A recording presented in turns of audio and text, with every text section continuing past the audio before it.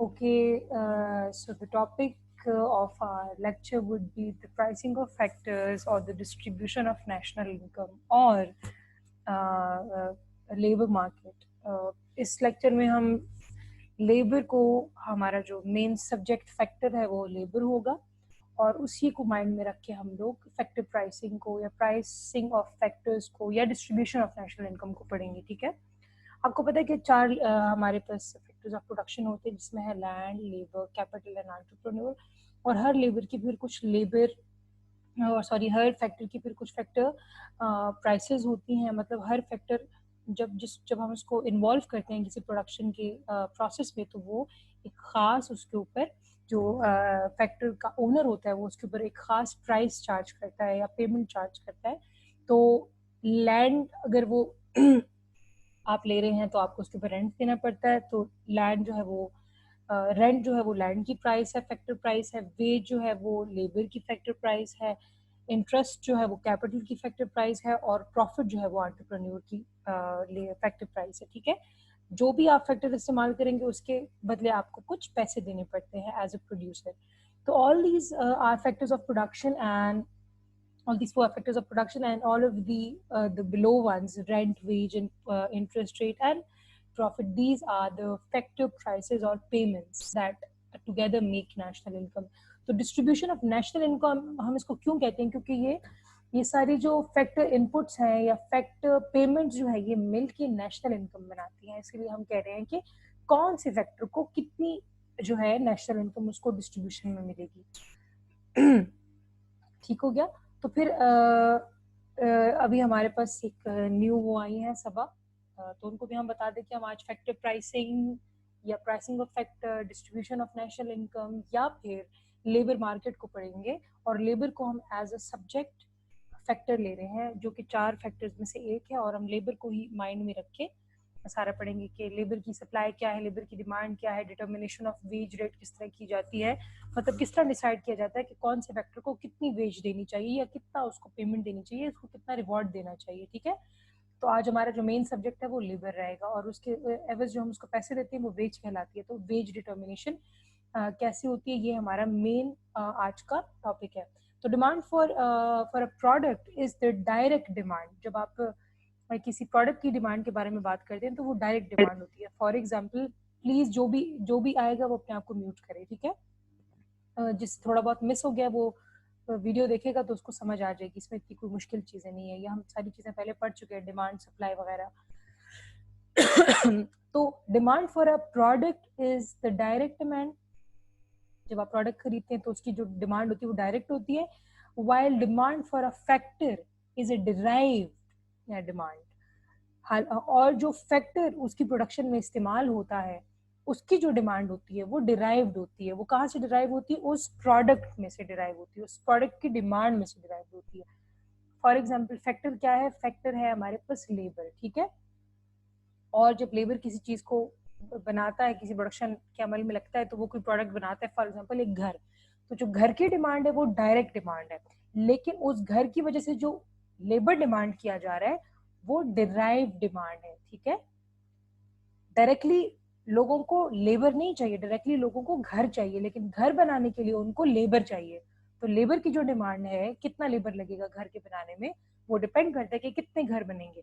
तो लेबर की जो डिमांड है वो क्या हो जाएगी, डिराइव डिमांड. या किसी भी फैक्टर की जो डिमांड होगी वो होगी derive demand. It derives from the demand for the product. जो प्रोडक्ट वो फैक्टर बना रहा है उसकी डिमांड में से इसकी डिमांड निकलती है. ठीक हो गया.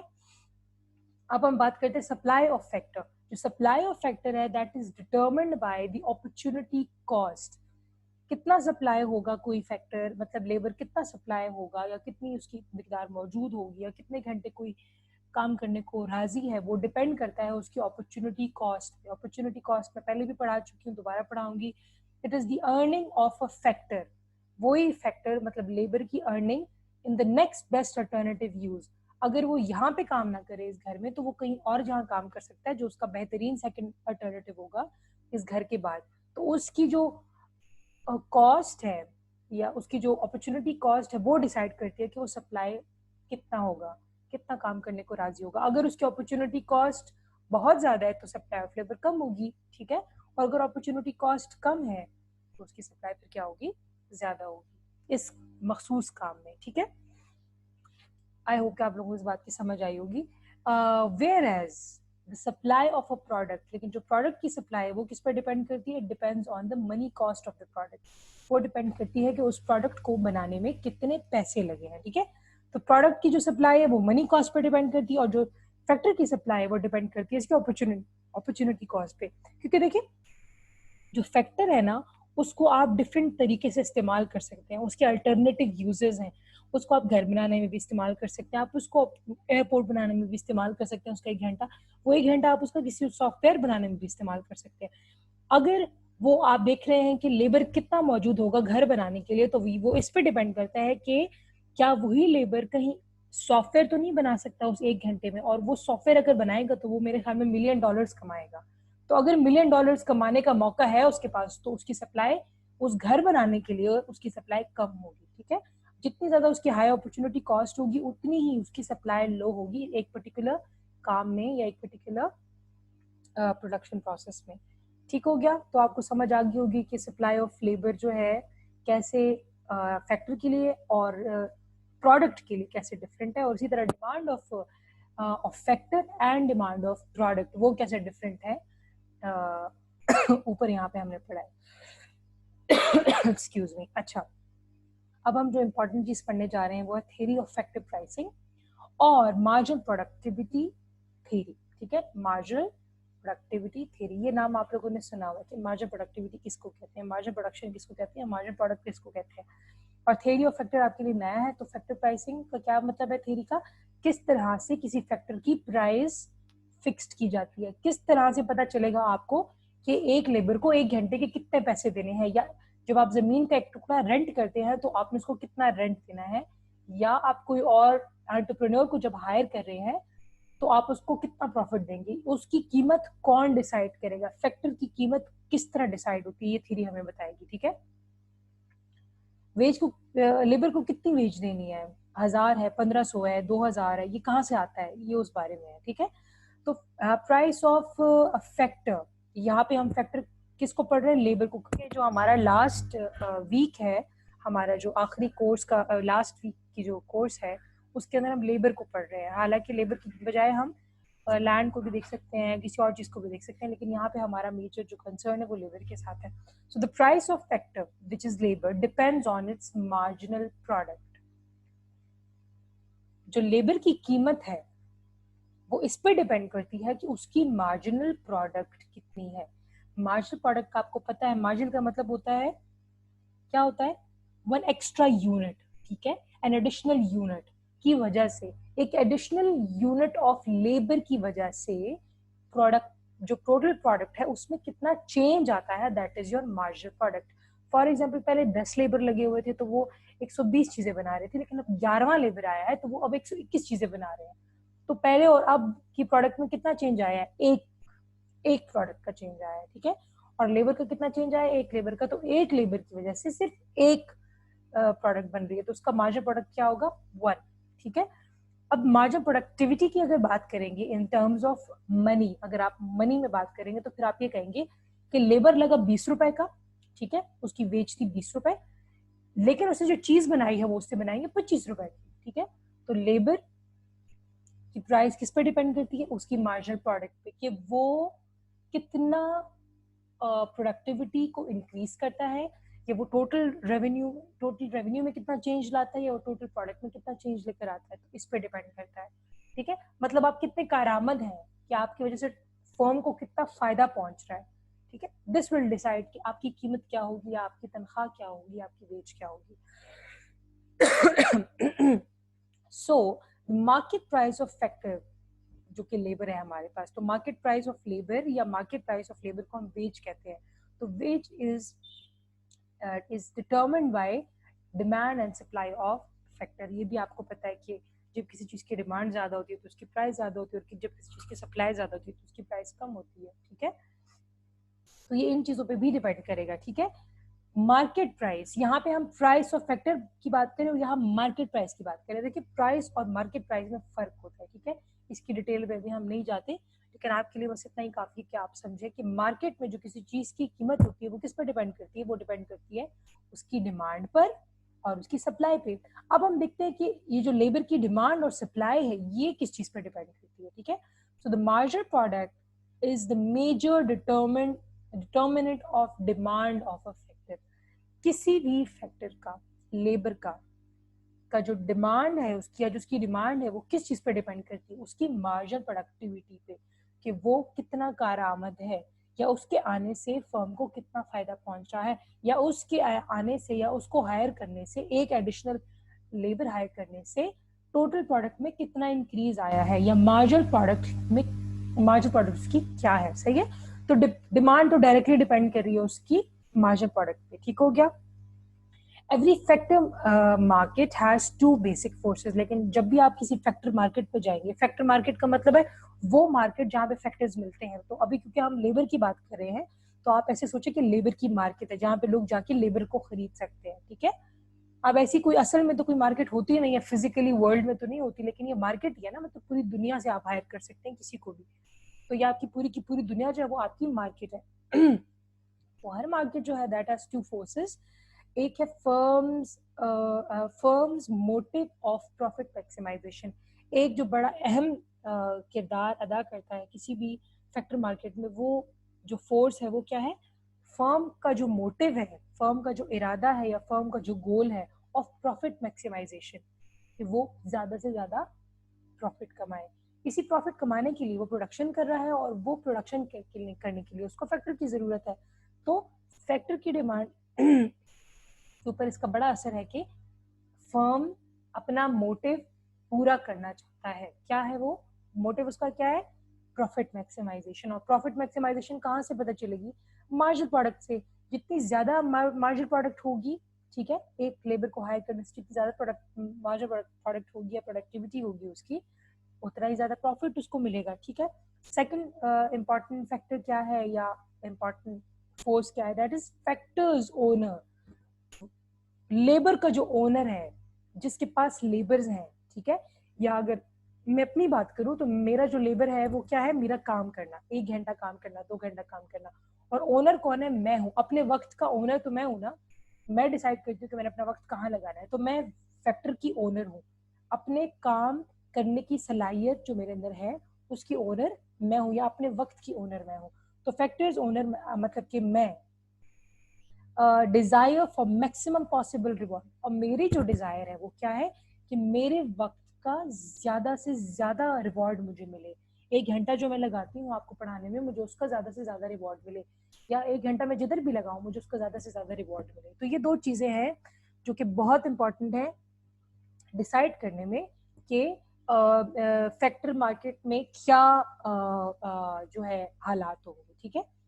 ये दो चीजें हैं, एक तरफ से जो डिमांड कर रहा है लेबर की, जो कि फर्म्स हैं जो जो कि खरीदेंगे लेबर को, वो चाहता है कि मैं ज्यादा से ज्यादा जो है प्रॉफिट कमाऊं। और दूसरी तरफ जो सप्लाई कर रहा है लेबर को, मतलब सप्लाई जो है वो ओनर कर रहा है ना, तो उसका भी ये मोटिव है या उसका भी अरमान है या उसकी भी ख्वाहिश है कि जो उसका लेबर है उसको ज्यादा से ज्यादा रिवॉर्ड मिले, ज्यादा से ज्यादा वेज मिले, ठीक है। तो ये दोनों अब एक ऐसे पॉइंट पे आएंगे जहां पे डिमांड और सप्लाई इक्वल हो जाएगी। तो वो क्या हो जाएगा, वो प्राइस होगी कि हाँ भाई मैं इतने में लेबर देने को तैयार हूँ, तुम कितने में खरीदने को तैयार हो। वो कहेगा कि मैं इतने में खरीदने को तैयार हूँ। तो फिर एक पॉइंट आएगा जहाँ दोनों की सप्लाई और डिमांड इक्वल हो जाएगी, and boom, that will be the market price of that product. अच्छा अच्छा, सेकंड पेज किधर है, सॉरी, ये है, ठीक। अच्छा, तो अब हम देखेंगे कि जो the profit maximisation the profit maximising firm will hire. तो कोई भी जो फर्म जिसका मकसद प्रॉफिट मैक्सिमाइज करना है वो तब तक हायर करेगा या ऐड करेगा यूनिट्स ऑफ लेबर या फैक्टर्स को, एज लॉन्ग एज, तब तक करेगा जब तक new unit added the new unit adds more to the firm's total revenue. जब वो जो नया यूनिट उसने ऐड किया लेबर का वो फर्म के रेवेन्यू में ज्यादा ऐड करे बनिस्बत उसके टोटल कॉस्ट में। मतलब उस पे जो पैसे लगे वो कम हो और वो जो फायदा दे रहा हो वो उससे ज्यादा हो, और एटलीस्ट उसके इक्वल हो। मतलब जितना आप लेबर को पे कर रहे हैं आप उससे उतना उससे ज्यादा एक्सपेक्ट करते हैं, लेकिन अगर जितना आप उसको पे कर रहे हैं अगर वो उससे कम आपको रेवेन्यू ऐड करके दे रहा है तो फिर आप तो कहेंगे कि मुझे ऐसे लेबर की जरूरत ही नहीं है। ठीक है, तो कोई भी फर्म जो कि प्रॉफिट मैक्सिमाइज करना चाहती है वो तब तक हर लेबर को हायर करेगी जब तक वो लेबर जो है, एक्स्ट्रा यूनिट जो है लेबर का, वो रेवेन्यू में ज्यादा ऐड करे बजाय उसकी टोटल कॉस्ट में ऐड करने के। खर्चा कम हो उस पर और उसका फायदा ज्यादा हो। So profit maximisation position will be, क्या पोजीशन होगी जहां पे एटलीस्ट उसका जो मार्जिनल रेवेन्यू है वो उसके मार्जिनल कॉस्ट के बराबर हो। मार्जिनल कॉस्ट क्या है? जो उसको हायर करने पे पैसे लग रहे हैं, और मार्जिनल रेवेन्यू क्या है? उसके आने से जो रेवेन्यू में इजाफा हो रहा है वो उसका मार्जिनल रेवेन्यू है। अब यहाँ अगर हम मार्जिनल रेवेन्यू को देखें तो मार्जिनल रेवेन्यू क्या है? It is received by the firm. ये वो है जो कि फर्म रिसीव करती है, is actually the marginal revenue product. अब मार्जिनल रेवेन्यू प्रोडक्ट क्या है? Of the factor. Marginal revenue product क्या है? कितने रुपए का इजाफा हुआ है, मार्जिनल रेवेन्यू प्रोडक्ट। ठीक है, ये प्रोडक्टिविटी या प्रोडक्शन, उसने कितनी प्रोडक्शन की है। ठीक है, एंड यहाँ पे हम मार्जिनल रेवेन्यू को क्या कहेंगे? मार्जिनल रेवेन्यू प्रोडक्ट कहेंगे। ठीक है, और मार्जिनल कॉस्ट दरअसल क्या है? उसके ऊपर जो पैसे लगे हैं वो क्या है? It is marginal factor cost. Marginal cost दरअसल मार्जिनल फैक्टर कॉस्ट है, क्योंकि आपने फैक्टर को ऐड किया है ना, एक नया लेबर को लेकर आए हैं तो उसके ऊपर जो पैसे लगे हैं हम उसको कह रहे हैं marginal factor cost, paid to the factor. So profit maximisation rule क्या है यहाँ पे फैक्टर मार्केट में? कि जहाँ पे मार्जिनल रेवेन्यू प्रोडक्ट को एटलीस्ट वो इतना हो कि जितना मार्जिनल फैक्टर कॉस्ट है। जितने पैसे आपने, जितना वेज आपने, जितने पैसे आपने एक फैक्टर पे लगाए हैं, एटलीस्ट वो उतना मार्जिनल रेवेन्यू प्रोडक्ट तो क्रिएट करे ना। उससे ज्यादा क्रिएट करेगा तो आइडियल होगा, लेकिन एटलीस्ट उतना करेगा। ठीक है, वरना अगर वो नहीं करेगा तो वो उसको हायर नहीं करेगा। ठीक हो गया। अब marginal productivity of factor and demand for the factor. अब हम डिमांड कर्व को डिराइव करने जा रहे हैं। अब हम ये देख रहे हैं कि डिमांड ऑफ लेबर कितनी होती है या कितनी चेंज होती है उसकी प्राइस के साथ। सही है, डिमांड क्या होता है आपको पता है ना? The quantity of labour which is available or willing which is willing and able to be sold or to be क्या कहेंगे, to be demanded at a particular market price। किसी भी खास वेज पे, ठीक है, किसी भी खास मार्जिनल किसी भी खास फैक्टर प्राइस पे फर्म्स जितने लेबर को हायर करने पे राजी है और जितने लेबर हायर कर सकती है तो उसकी डिमांड कहलाएगी। ठीक है, आई होप आप लोगों को समझ आई होगी। तो एक तरफ हम क्या कर रहे हैं, एक तरफ हम पैसे लिख रहे हैं, ठीक है, कि जितना उसने मार्जिनल रेवेन्यू प्रोडक्ट उसने कितना आपको एडिशन करके दिए रेवेन्यू में, और साथ में हम वेजेस के बारे में भी लिख रहे हैं कि कितनी वेजेस है। ठीक है, ये दोनों क्योंकि पैसों में काउंट होगा ना, तो हम इसको एक तरफ लिख रहे हैं वाई एक्सिस पे, और एक्स एक्सिस पे हम क्या क्या कर रहे हैं, लेबर को लिख रहे हैं। अच्छा, लेबर से आप लोग याद रखें, लेबर का मतलब मजदूर नहीं है, लेबर का मतलब है घंटे ऑफ वर्क। कितना काम करने को in hours, in terms of hours, कितने घंटे काम करने को कोई तैयार है। अगर वो 1 घंटा काम करने को तैयार है तो वो 1 लेबर हो गया। अगर दो को तैयार है तो 2 यूनिट्स ऑफ लेबर हो गया। 3 को तैयार है तो वो 3 यूनिट्स ऑफ लेबर हो गया। ठीक है, लेबर को हम टाइम में कैलकुलेट करते हैं। तो क्या था कि जब आप या आप याद रखें कि परफेक्ट कंपटीशन में हम ये देख रहे हैं। ठीक है, परफेक्ट कंपटीशन में क्या होता है? परफेक्ट कंपटीशन आप पढ़ भी चुके हैं। और परफेक्ट कंपटीशन ऐसी मार्केट होती है जिसमें वेज या प्राइस फिक्स्ड होती है। ठीक है, जिसमें ना तो सप्लायर और ना ही जो है बायर, दोनों के हाथ में नहीं होता कि क्या प्राइस होगी। No one is the price maker. ठीक है, देयर प्राइस टेकर्स, सप्लायर्स भी और जो डिमांड करते हैं वो भी। दोनों जो suppliers and producers and buyers दोनों क्या होते हैं? प्राइस टेकर्स होते हैं, वो प्राइस डिसाइड नहीं करते। तो वेज रेट क्या है हमारे पास? फिक्स्ड है, मतलब 1 घंटे का 20 रुपए है। ठीक है, देखिए ये है 20 रुपए फिक्स्ड, हॉरिजॉन्टल लाइन है। ठीक है, चाहे आप 1 लेबर हायर करें, चाहे 2 लेबर हायर करें, चाहे 3 लेबर हायर करें, या फिर चाहे आप 1 घंटे का लेबर करें, चाहे 2 घंटे का करें, 3 घंटे का करें, हर घंटे का आपको ₹20 ही मिलेगा, ₹20 से ज्यादा नहीं मिलेगा। क्योंकि अगर आप ज्यादा चार्ज करेंगे तो कोई आपको हायर ही नहीं करेगा, क्योंकि और लोग होंगे, इतने ज्यादा लेबर्स होंगे जो कि ₹20 पे काम करने को तैयार है, तो nobody will give you any work, ठीक है। इसीलिए आप ₹20 से ज्यादा चार्ज कर ही नहीं सकते। तो आप जितना भी देखें, अगर आप और परफेक्ट कॉम्पिटिशन है, और साथ में हम ये भी कह रहे हैं कि ये शॉर्ट रन है, ठीक है। शॉर्ट रन का क्या मकसद है हमारा? शॉर्ट रन का मकसद ये है कि इसमें एक चीज फिक्स्ड है, और वो क्या है? कैपिटल, ठीक है।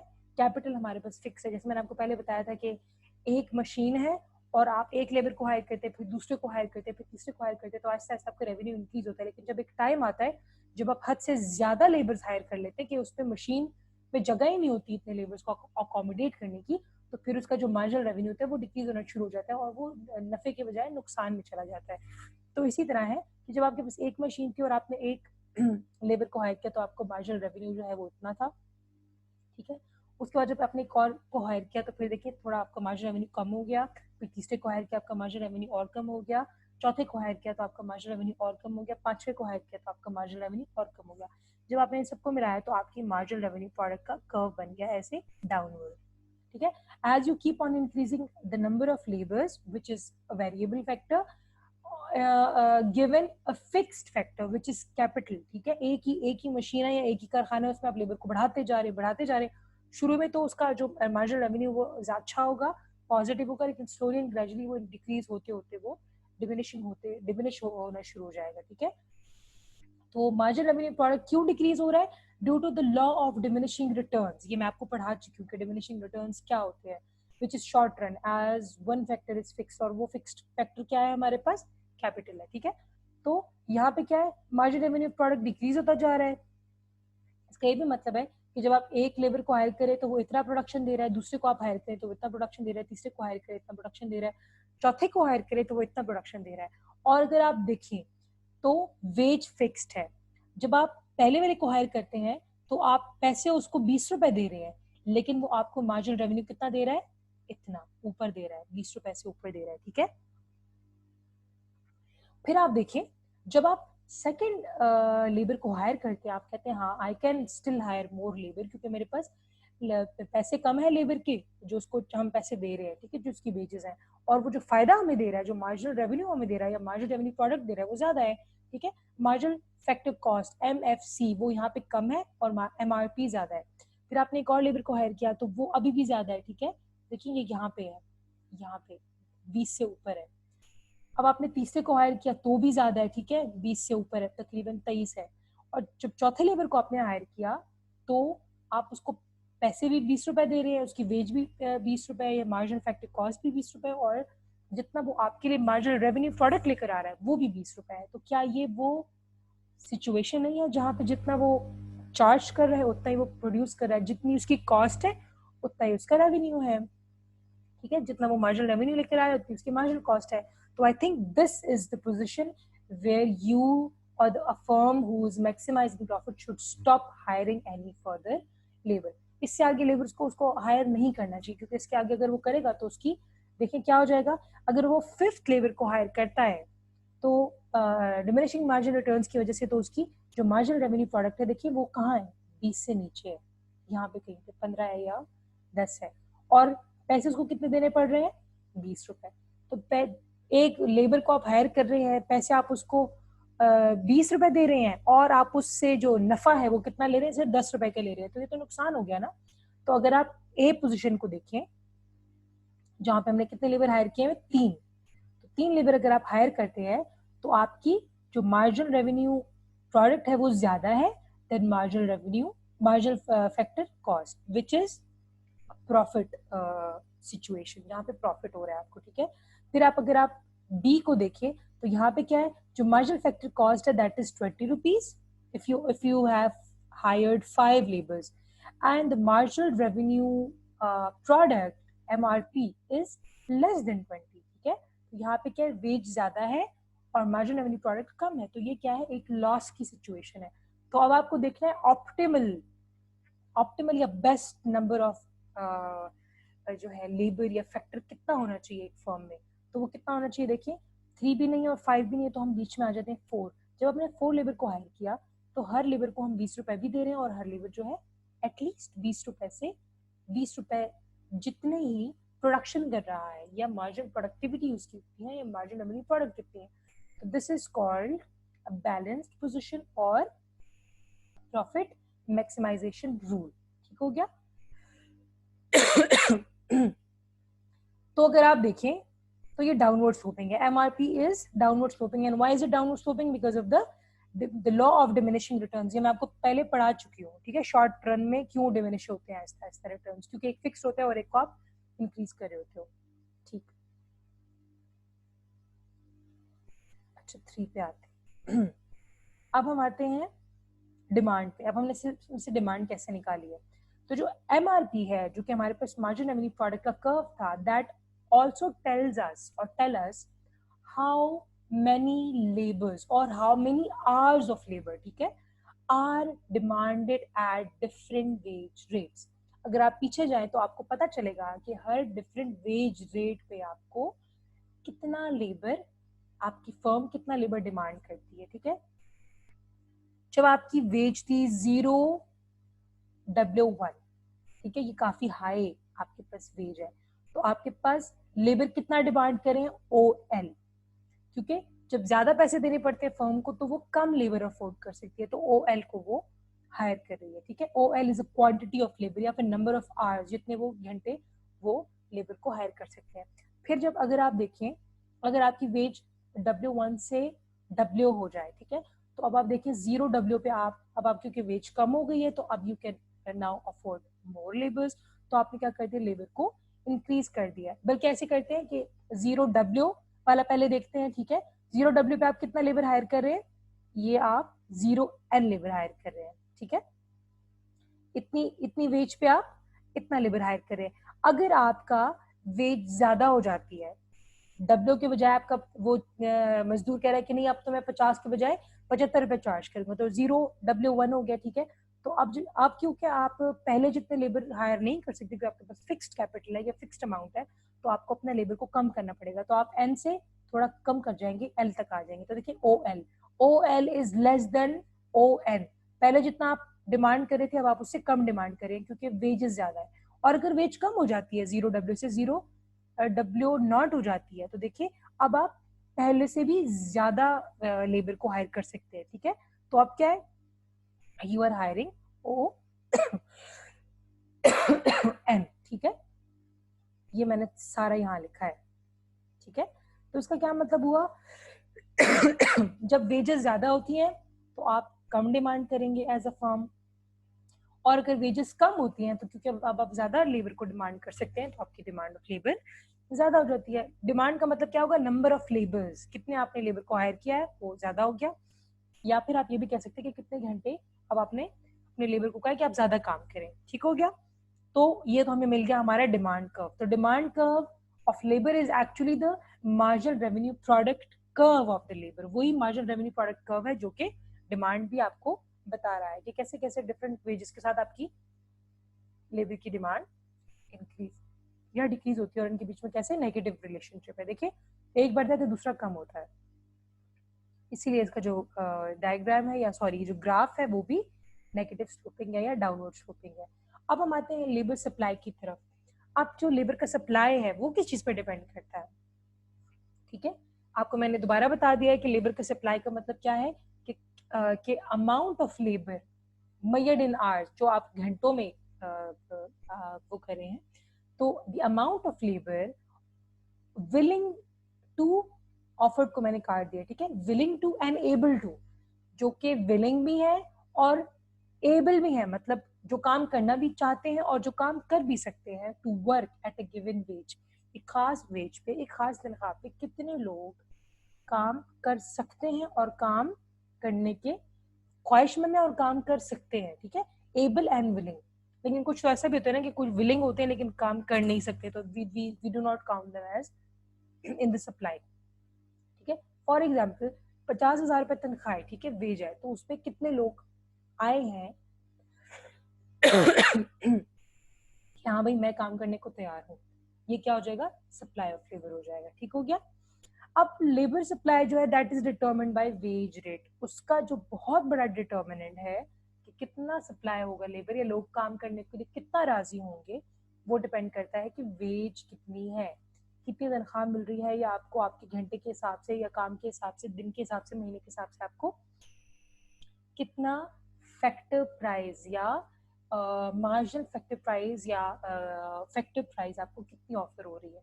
तो सिंपल सी बात है, देखिए जितनी वेजेस आपको ज्यादा, अगर आपको 0W वेज मिल रही है, ठीक है, तो 0N पीपल और labours would be willing and able to work, वो कहेंगे कि हाँ हम काम करने को तैयार है। 50,000, ठीक है, वो लोग काम नहीं कर रहे होंगे जो कि कह रहे हैं कि नहीं हमें 60,000 चाहिए, लेकिन जैसे ही तनख्वाह 50,000 के बजाय 60,000 होती है, तो वो लोग जो कि 50,000 की वजह से काम नहीं कर रहे थे, अब वो भी काम करना चाह रहे हैं, विलिंग भी है और काम कर भी रहे हैं, ठीक है। तो 0N के बजाय 0M हो गया। So as you increase wages, the number of the quantity or the quantity of labor supply or the supply of labor increases, जिसकी वजह से इन दोनों के बीच में पॉजिटिव रिलेशनशिप है, और ये ग्राफ जो है पॉजिटिवली स्लोप्ड है या अपवर्ड स्लोपिंग है, ठीक है। सॉरी। अच्छा, इसके अलावा इस पर भी डिपेंड करता है कि साइज ऑफ वर्किंग पॉपुलेशन क्या है, इस पर भी डिपेंड करता है कि आपके मुल्क में कितनी पॉपुलेशन है, उनका साइज क्या है, और वर्किंग पॉपुलेशन, ना कि पूरी पॉपुलेशन, क्योंकि पॉपुलेशन में तो बच्चे भी होते हैं, बूढ़े भी होते हैं, ठीक है। वर्किंग क्लास क्या होती है, जो फॉर एग्जांपल 18 ईयर्स से लेके 60 ईयर्स तक हमारे मुल्क में होती है, ठीक है। 18 साल कम से कम आपको होना चाहिए किसी जॉब को लैंड करने के लिए, और 60 साल के बाद आप काम नहीं कर सकते, आपको रिटायर कर दिया जाता है। तो साइज ऑफ वर्किंग पॉपुलेशन जो इस पॉपुलेशन इस एज के अंदर आते हैं, वो आपकी साइज ऑफ पॉपुलेशन कहलाता है। फिर किस पे डिपेंड करता है, माइग्रेशन पे। माइग्रेशन पे डिपेंड करता है, अगर आपका शहर ऐसा है कि जहाँ पे लोग माइग्रेट करके आते हैं, तो आपकी सप्लाई ऑफ लेबर ज्यादा होगी, जिस तरह के पेशावर, और अगर वहां से माइग्रेट होके जा रहे हैं, ठीक है, तो आपकी वहाँ सप्लाई ऑफ लेबर कम होगी। पीपल्स प्रेफरेंस फॉर वर्क, इस पर भी डिपेंड करता है कि क्या लोग काम करना चाहते हैं कि नहीं, क्या काम लोग काम चोर हैं, लेयर पसंद करते हैं, लेजर पसंद करते हैं, या फिर वो काम पसंद करते हैं, ठीक है। अच्छा, और जो चौथी चीज है वो है cost of education and training. इस पे भी डिपेंड करता है कि जो लेबर है उसकी जो एजुकेशन है या उसकी ट्रेनिंग है, उस पर कितना खर्चा आता है। अगर उसका खर्चा ज्यादा होगा तो ऑब्वियसली कम सप्लाई होगी, क्योंकि ज्यादा लोग उसको हासिल करने के काबिल नहीं होंगे, अफोर्ड नहीं कर सकते होंगे, ठीक है। तो उसका क्या होगा, सप्लाई ऑफ लेबर कम हो जाएगी। और अगर कॉस्ट कम होगी एजुकेशन की और ट्रेनिंग की, तो लोग ज्यादा से ज्यादा एजुकेशन हासिल करेंगे और ज्यादा से ज्यादा लोग आपके पास स्किल्ड लेबर होगा, ठीक हो गया। अच्छा, तो अब आपको समझ आ गई कि सप्लाई किस पे डिपेंड करती है, डिमांड किस पे डिपेंड करती है, ठीक है। दोनों वेज पे डिपेंड करते हैं, इंपॉर्टेंटली या मेजर फैक्टर जो है वो वेज है। अब हम करेंगे डिटर्मिनेशन ऑफ इक्विलिब्रियम वेज। अब हमें किस तरह पता चलेगा कि हमें लेबर को कितने पैसे देने चाहिए, या मार्केट प्राइस लेबर की क्या है। तो मैंने आपको बताया है कि कौन डिसाइड करता है, मार्केट फोर्सेस डिसाइड करती है। मार्केट फोर्सेस क्या है, supply of labour and demand of labour. तो इक्विलिब्रियम प्राइस, या जिसको मार्केट प्राइस कहते हैं, would depend on two forces, supply of labor and demand of labor। तो हमें पता है कि सप्लाई का एक तरफ हम वर्कर को ले लेते हैं, ठीक है, दूसरी तरफ हम वेज को ले लेते हैं। हमें पता है कि जैसे जैसे वेजेस बढ़ती हैं, वैसे वैसे लोग जो सप्लाई ऑफ लेबर है वो बढ़ता है। तो सप्लाई का पॉजिटिव कर्व है, ठीक है, ये हमारे साथ है एस। और हमें ये भी पता है कि जैसे जैसे वेजेस कम होती हैं, वैसे वैसे जो डिमांड है लेबर की वो ज्यादा होती है, और जैसे जैसे वेजेस ज्यादा होती हैं वैसे वैसे डिमांड कम होती है। तो इन दोनों के बीच में नेगेटिव रिलेशनशिप है वेज और डिमांड की। तो ये देखिए इनका जो ग्राफ है वो नेगेटिव स्लोपिंग है, ठीक है, डिमांड का। ये हम पढ़ चुके हैं पीछे अभी। तो अब हम तीन डिफरेंट, हाँ, अब हमें ढूंढनी है कि वो कौन सी वेज है जिसको हम मार्केट वेज कहेंगे, या मार्केट प्राइस कहेंगे, या इक्विलिब्रियम प्राइस कहेंगे, ठीक है। और इक्विलिब्रियम क्या होता है, जहाँ पे सप्लाई एंड डिमांड इक्वल होते हैं। तो सप्लाई और डिमांड कहाँ इक्वल हो रहे हैं, यहाँ पे देखिए ई के ऊपर, क्योंकि वो दोनों एक दूसरे को इंटरसेक्ट कर रहे हैं। तो ये वो वेज है, यहाँ पे मैंने लिखा नहीं है, यहाँ पे मुझे लिखना चाहिए था, मैं ऐसे कर देती हूँ। हाँ, ये वो वाला वेज रेट है, ये जो कि हम इसको कह देते हैं W, ठीक है, 0 to W। ये वो वेज रेट है जिसपे supply of demand and supply of labour and demand of labour are equal, ठीक है, यहाँ पे बिल्कुल इक्वल है। तो ये हमारे पास क्या हो जाएगा, इक्विलिब्रियम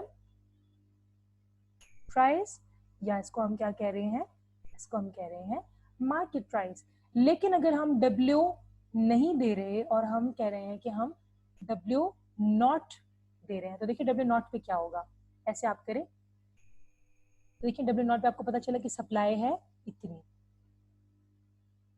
M 0M सप्लाई है, और W नॉट पे आपकी डिमांड कितनी है, देखिए डिमांड कर्व को यहाँ पे टच कर रहा है ना, तो for example it is N।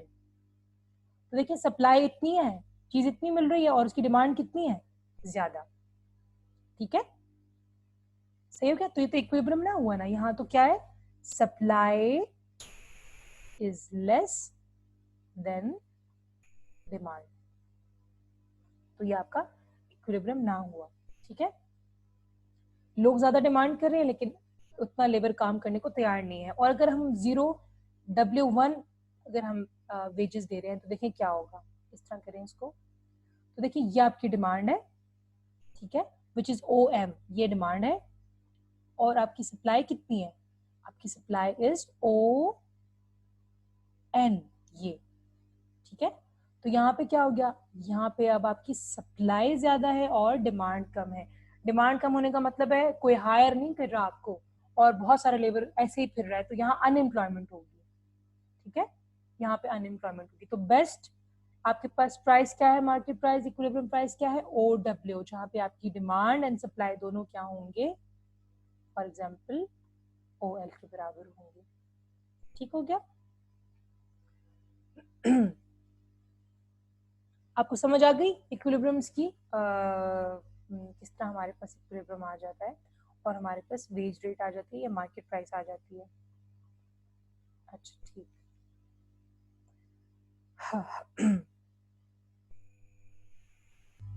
So at OW demand is greater than less than supply. At OW not or B supply is less than demand, or at OW or E it is supply is equal to demand, और जहाँ पे ये दोनों equal होते हैं वही जो price होती है वो हमारे पास क्या होती है, equilibrium price of that factor होती है। एनी क्वेश्चंस, हमारा टॉपिक खत्म हो गया है। Any questions? No ma'am. चलो ठीक है, ओके, अल्लाह हाफिज। अल्लाह हाफिज।